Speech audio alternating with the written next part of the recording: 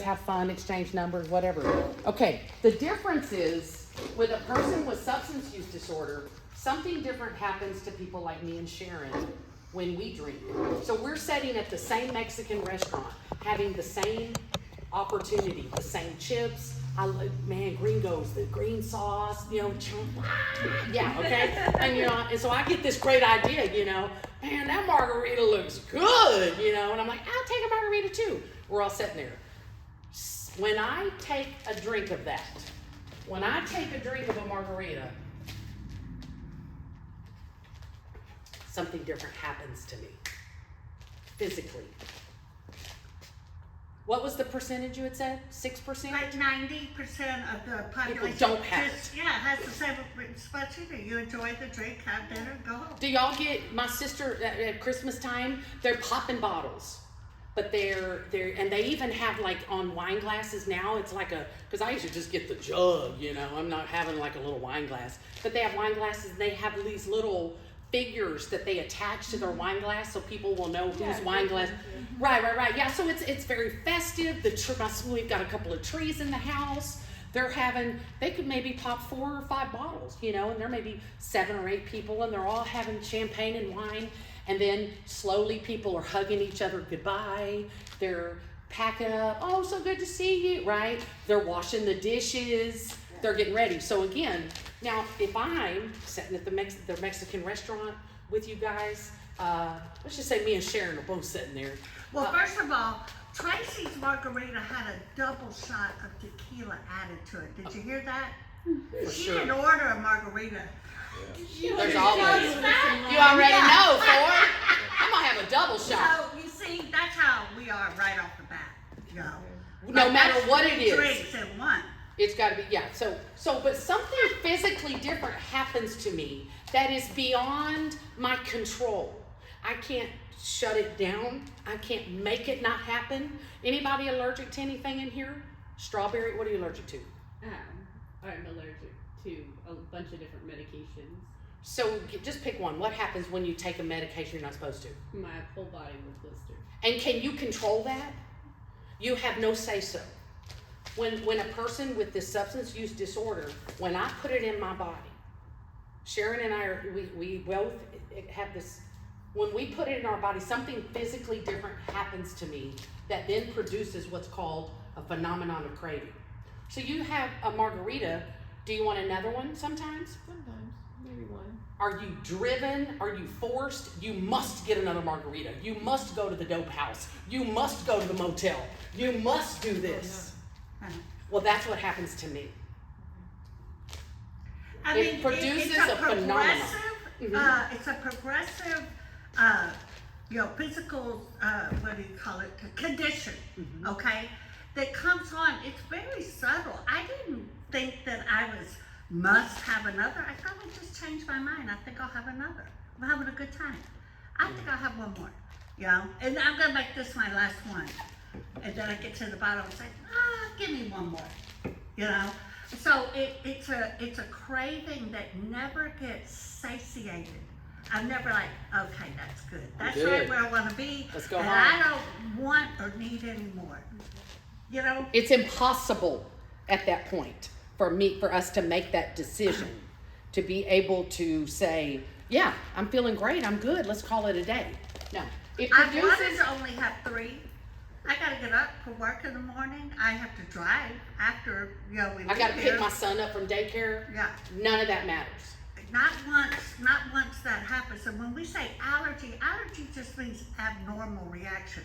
When Jackie takes that medication, it's abnormal that, most people who take it don't get the reaction she gets.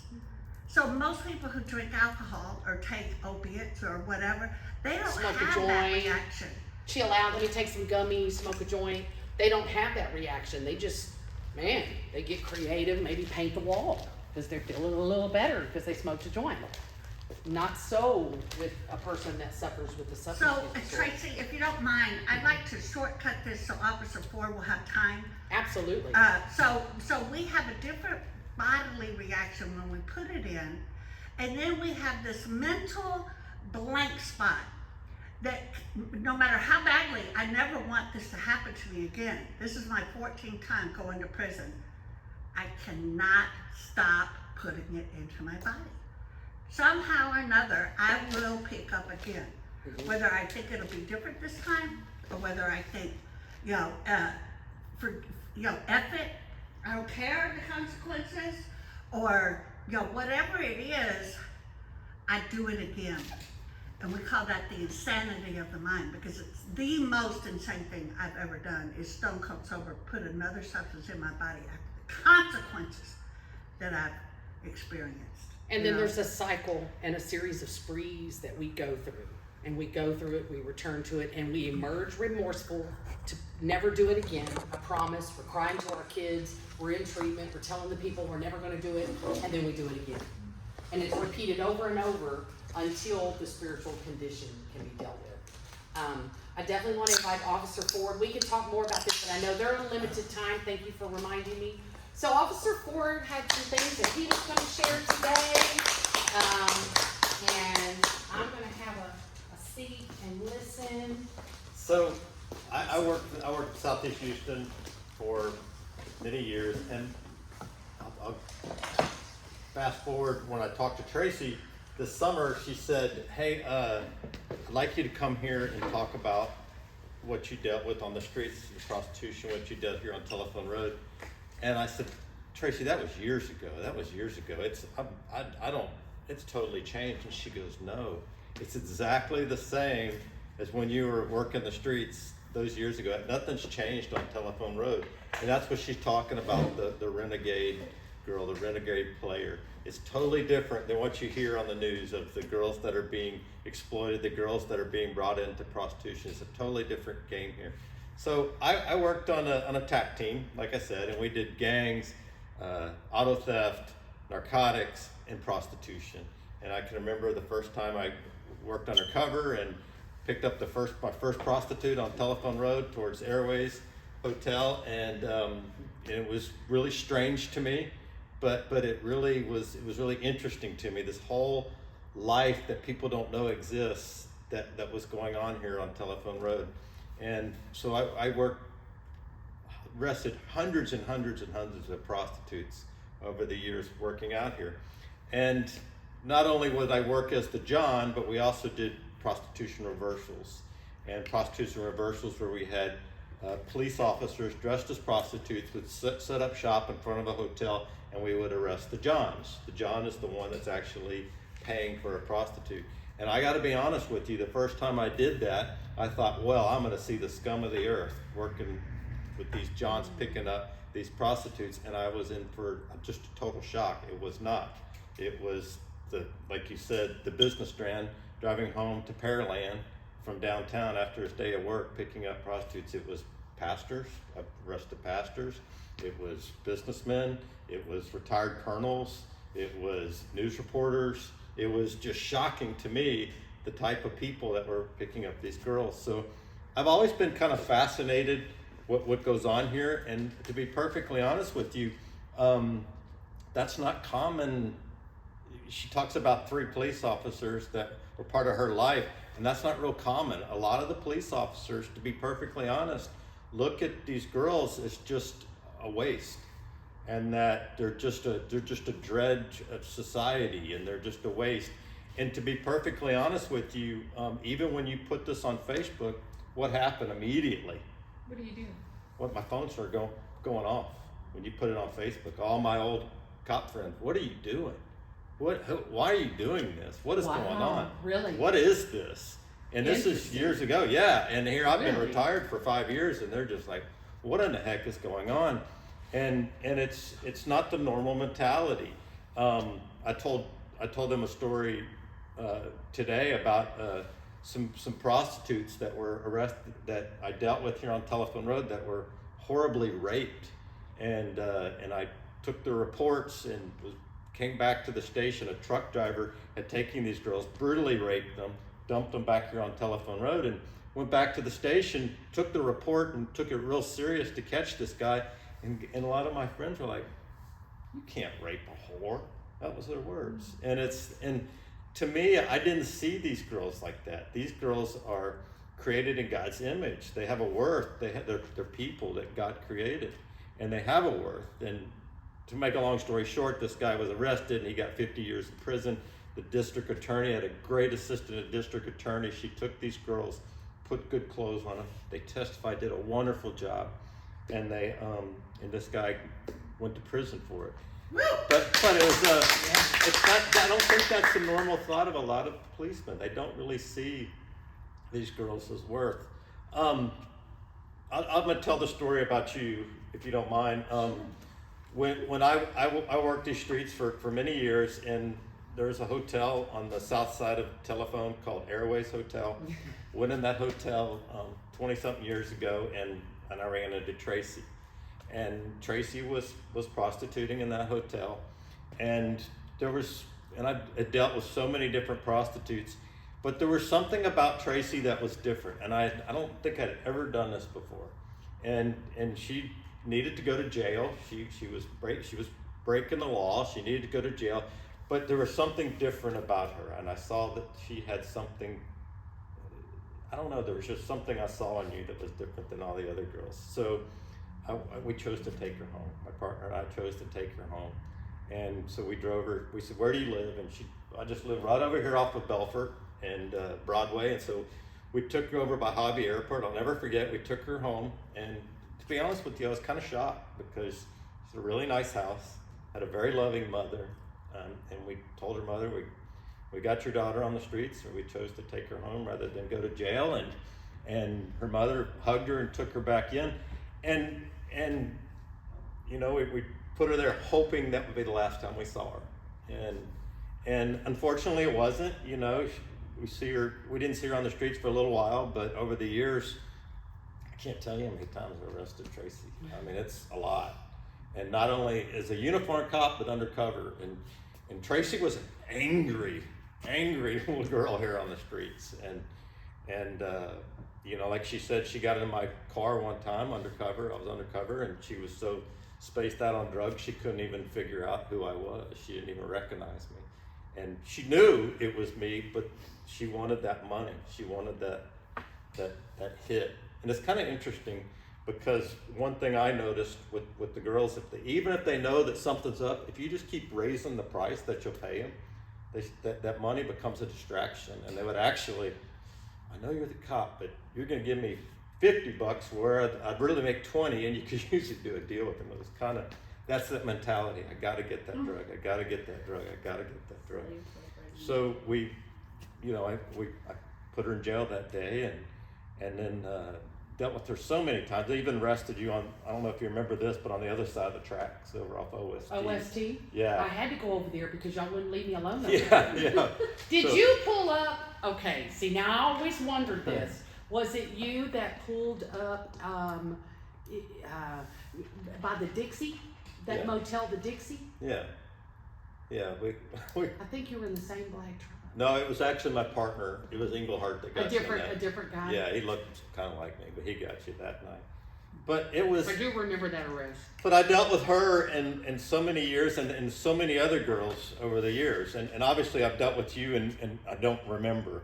And it's really strange because, like I said, I've arrested hundreds of girls, prostitutes in this area. And I can't remember any of them. And I don't know if it was God just protecting me because I do see value in you. I do see value in these girls. I don't see you as just a check mark or just a dredge of society. I see value in you. And so I think when I retired, over time it's depressing because I don't have any success stories. I put lots of prostitutes in jail. Well, it's not a great success story other than what I got to do is put girls in jail. And so I think God protected me that I don't really remember any of them. And people ask me, tell me a cop story, and I've done a lot of things in my career, and I just can't really remember a lot of them. But last summer I woke up, like I said, my wife and I live in Mexico, and I woke up one morning and Tracy Dudley just was in my head.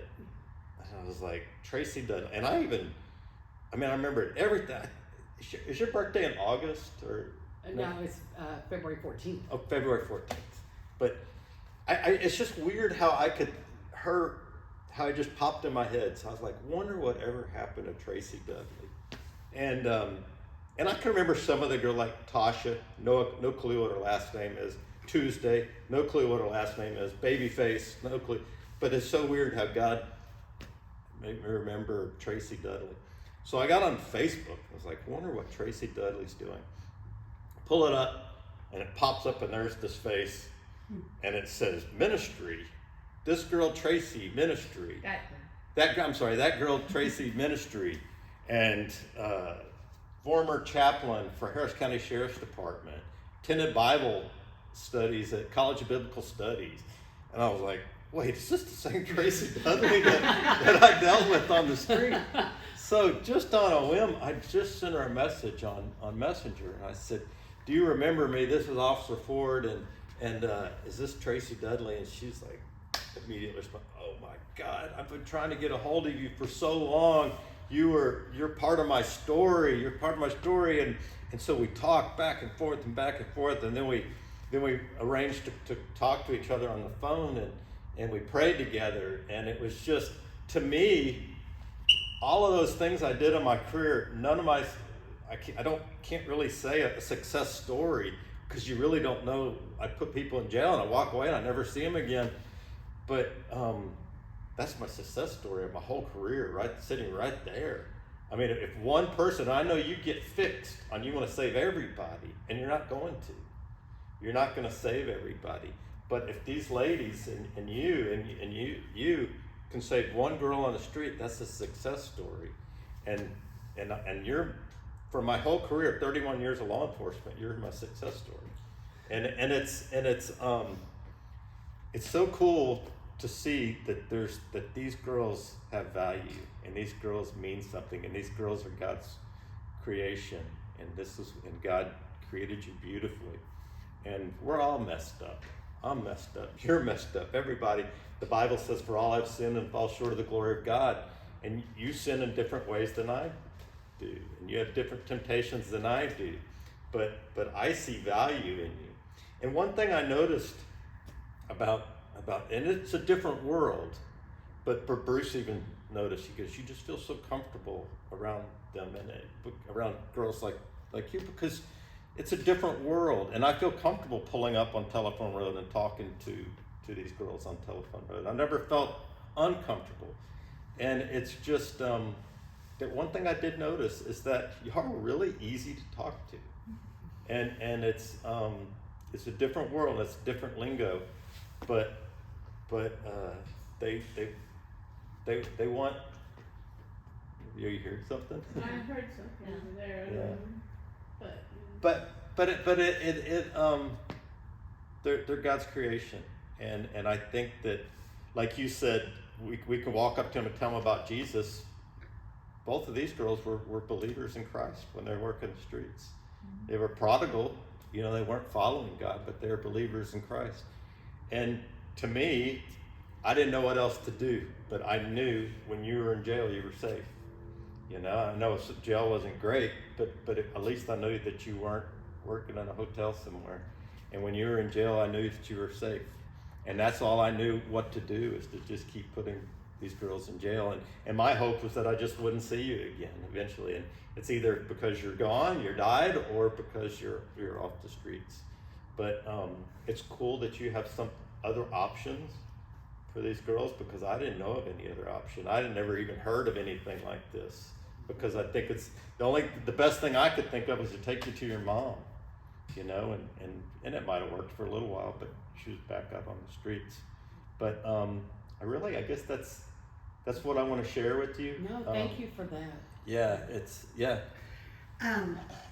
You talk about your success story, and so much of the work we do, we don't get to see the results. We're planting seeds, and we don't know.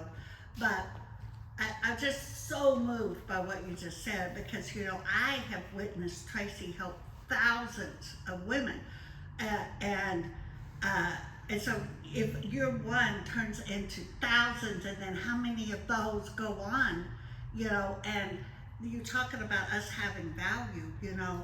Substance use disorder seems to be one of the things that strips people of their human rights. They look at us like we're no longer human and don't have the same rights that even other criminals may have, you know.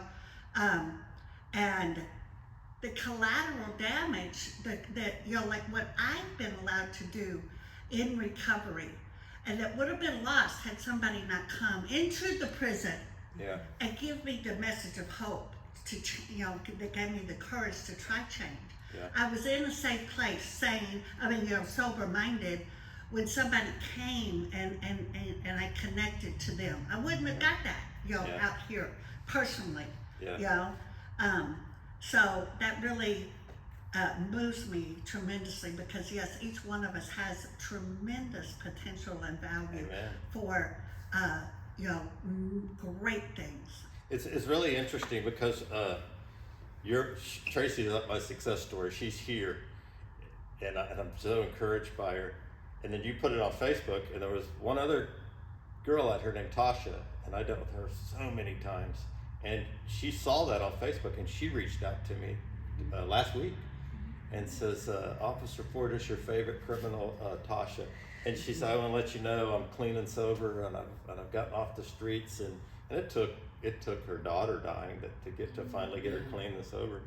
And we talked on Facebook, and it was I was so encouraged by her too. And I know that there's more, but I don't see. And we talked about Tuesday that is not. And I just, you know, I did a lot of undercover stuff working with them, but I also just would sometimes just pull into the Josephine, or I'd pull into the Blue Top. Yeah. And she'd say, where are you?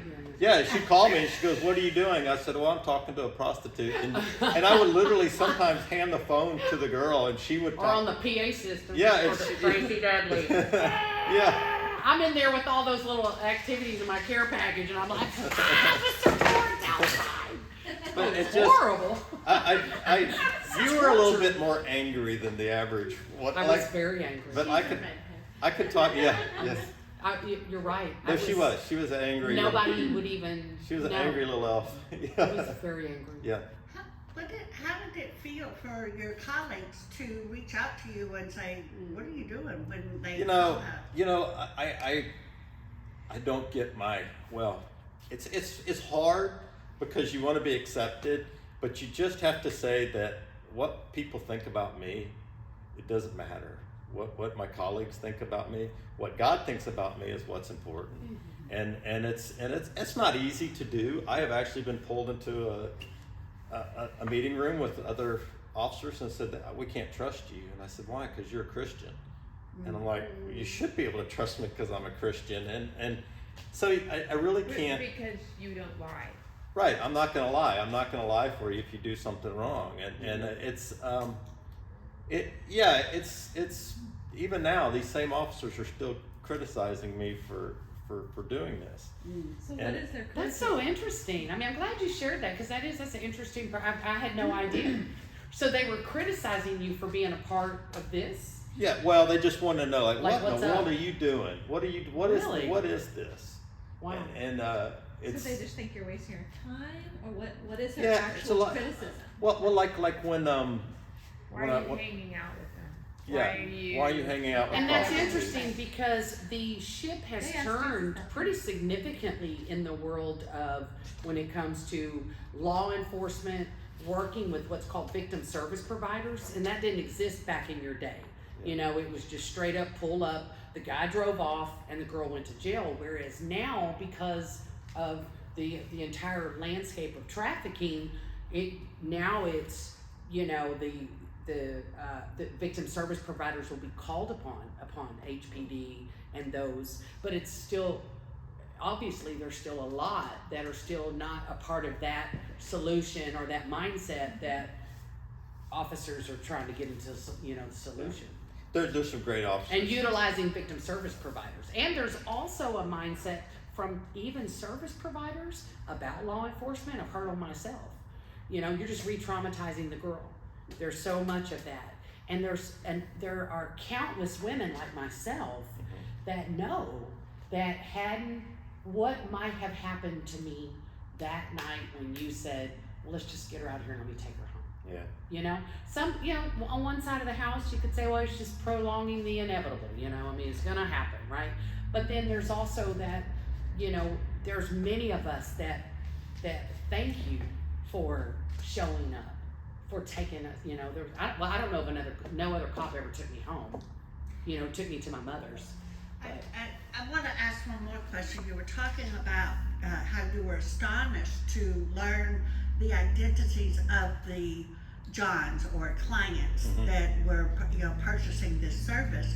And how did that affect you when you learned the types of people who, partake in this service? Well, it's shocking, and I had a female partner at the time, and she says, I can't do this anymore. And I said, we were working together the day we arrested the Johns, and I said, why? She goes, this is my dad, this is my brother. And she goes, I didn't expect this. And I'll be, I don't know if this, are you recording this? But Well, we don't have to share it. No. We don't have to share this. I don't want this put on Facebook No, or anything, no. but my partner just got arrested, was a prominent police officer. He just got arrested for prostitution, and he's got a felony record now. And he was my partner out here on the streets, and he retired, and he's real high in another division of.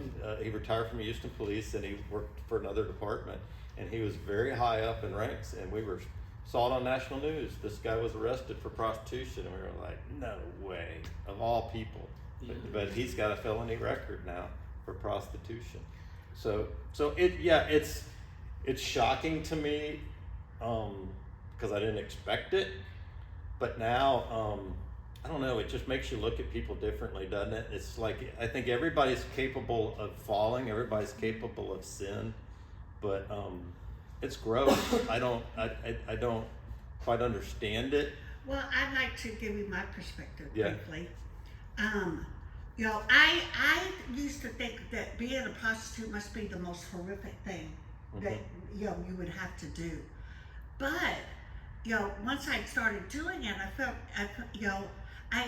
I was providing a service for a fee. And that, for somebody who wants to purchase that service, a blowjob, that maybe their wife doesn't want to do that, or maybe that, whatever, that this is a way that they can engage in that action without really violating the fidelity of a marriage in a way, that they can justify it because it's not an affair. It's a service, a physical service that then gives them, just like if they're on the way home from work or on the way to work, gives them some ease and comfort and relief, so that they could go out, about their day with a happier and healthier perspective, without any emotional, weird anything. It's, you know what I mean? And for the most part, that's most of the people out there. They're just somebody who just wants to buy themselves a treat on the way home to or from work. But then the other side of that is that, then they run into individuals that maybe operated like I did, because I was never trying to Make the world protect the relationship or believed I'm gonna make the world better by satisfying old boy on his way to work, No. It actually 100% became, I'm gonna get you before you get me. And we actually would put ourselves in, continue, all this harm, and by taking these risks, because we're gonna put the guy in the room, right? I'm gonna put you in the room, and I'm gonna size you up, and I'm gonna figure out what's going on with you. Why are you here? And then the clock starts ticking. So I know you're on your way to work. We don't have a lot of time. So I'm gonna tell you the room costs a certain fee, and I'm gonna lie to you and tell you I'm protecting you and I'm looking out for you. You don't even have to give your ID. I'll go get the room, and it costs this much. So it's a lie. The room is either already paid for, or it costs, back then it was like $15 an hour. So, but I'm gonna tell you it's like $35. So I'm gonna get that right off the top. I'm gonna put you in the room, and usually I'm gonna go in the bathroom, and I'm in there smoking dope the entire time while you're sitting in there. And they're getting nervous. They're in a hurry. They're trying to get out of there. And then if I can look for weak spots in this person, like maybe they like to do cocaine on the weekend, maybe they do like to party a little bit, or maybe they just got off a boat and they got a whole lot of money and they're looking to, so I'm gonna see if I can, so some of these men literally on their way to work, on their way home, literally, we're getting their car, we're getting their debit card. If I can get you hooked on drugs, that's even better. Then you get stuck and you can't leave the room. So I'm going to get your PIN number to your debit card, and I'm going to the bank and I'm withdrawing all your money. And that's the other side. And that's why, in my opinion, both need healing. You talk about the person that's totally hitting the street, picking these girls up, getting lost in this life, and then the girl, and Sharon was talking about this earlier, that's where you get into who's exploiting who. So you're picking me up thinking one thing, and my mindset is keep thinking that. That's what you think is going to happen. But the clock is ticking, and I'm trying to get out of this as safely and as quickly as possible. Let me get my little care package, and I'm going to try to take out of that situation what I can. And usually it's just, I'm just going to get your money and I'm gone. Which is why they're called tricks. Absolutely, because I'm fixing to trick you. You think this is what's fixing to happen. That's not what's fixing to happen. And then I knew other people like Sharon on the street. You remember Kitty? Mm-hmm. She used to have regulars, and she took care of them, and she looked at them as, let me honor this relationship. I had a few, but for the most part, because I was extremely angry, you're right. I was so angry, nobody would even fool with me on the street. I was literally a size 3 with blood running down my arms, walking down Telephone Road. I was that deep in addiction and hatred and anger and law and pain. I could talk to most of the girls and just pull up and talk to them and have conversations with them, and she was not one. She was the very first time I dealt with you, I could, but and that was the early days, before it progressed. As she progressed, she was very angry. She was angry at me, and she was angry at the world. She was not a happy camper. But there was still something about you that was, I don't know what it was. It was just God showing me that there was something underneath all that shell. There's Tracy, and it's the drugs talking, and she had something inside her that needed fixing. And but look who you are now. And it's but it's just, every girl's different, but all of them have value, and it's God desires for all of them to be saved, and they're all savable. They have not committed, even those that are unbeliever, they have not done too many tricks where God says, I'm not going to save you now, because we're all sinful, and as long as they accept Jesus, that all those sins are forgiven. He died on the cross for them. He didn't say I died for everybody on the cross except the prostitutes. Yeah. No, I mean, one of the heroes in the New Testament is Rahab the what? The hoe. Yeah. Rahab the hoe. She went her whole life being called Rahab the hoe. Yeah. And that's go Rahab. Go Rahab. Poor thing. I mean, she everybody is like Peter is the rock, and everybody has a nickname. She's Rahab the prostitute. The first person Jesus revealed his true identity to right. was a woman with a bad reputation. Right. She had few friends. Yeah. She got a lot of pretty boys that she calls friends. But if and that's who Jesus hung out with, were the prostitutes and the sinners, and he saw value in them. He didn't hang out with the religious leaders. And I know a lot of people don't see value in these girls, but there's a lot of value in them. And it's and if you have one story that you 25 years later that you can talk to on Messenger and say, you're not going to believe what's happened. And I talked to Officer Smith too, and he's just blown away about what you're doing. And so it's super encouraging to me. You've made my career, and just being here is.